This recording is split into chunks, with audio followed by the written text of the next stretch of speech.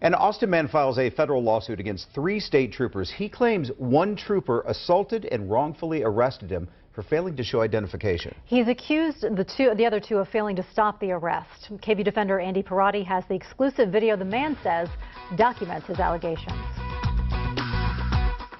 The truck was over there. Ray Muniz says this parking lot is where his life changed forever. We were parked over by where that red vehicle is. It's all recorded on this May 2012 DPS dashboard camera video.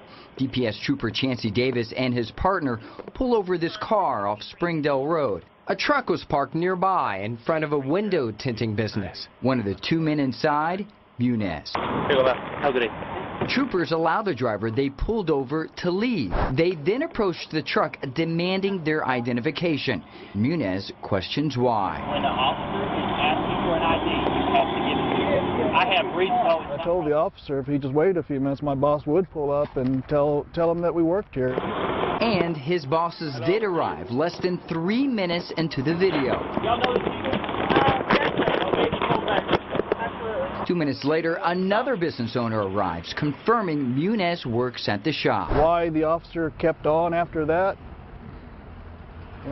beyond me. That situation should have been over at that point. Jeff Kelly is Muniz's attorney. The inquiry should have stopped. The officer should have left. My client should have been able to go on with his workday. Trooper Davis didn't leave. Instead, he repeats Muniz is breaking the law by failing to provide his identification. So right now I can arrest both of you for failed ID, and then the second thing is you for resisting arrest. In a federal lawsuit filed this past November, Muniz also claims Trooper Davis assaulted him by repeatedly pecking Muniz's chest with his index finger. You can't see it in the video, but you can hear Muniz asking Trooper Davis to stop touching him. Stop it, right now.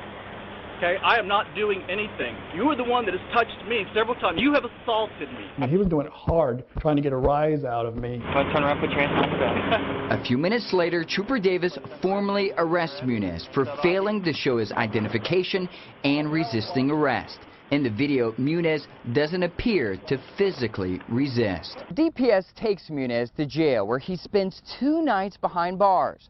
Troopers later find Muniz has a clean record. A few months later, the Travis County District Attorney's Office drops all charges. Some people may look at the video and say, well, why not just provide your ID? This is America.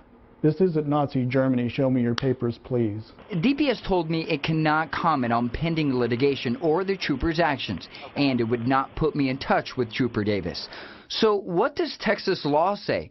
Statute 38.02 of the Texas Penal Code reads, it's against the law to refuse to give your name, address, or date of birth to an officer, but only if the person refuses after they're arrested. Jennifer Lauren is a law professor at the University of Texas who specializes in criminal law. So in the instance of simply not telling the police who you are, actually the law only makes that a crime if you're under arrest. In the video, you can hear Muniz ask whether he's under arrest multiple times. Trooper Davis never answers. You're being detained. For what? Wait, am I under arrest? You're being detained. Am I under arrest? You're being detained. Am I under arrest? Turn around. Wait, am I under arrest? This is 2014. This stuff needs to stop. Muniz hopes his lawsuit and the video will show law enforcement cross the line. It's important to note that by law, you must show your ID, your driver's license, if you're pulled over while driving.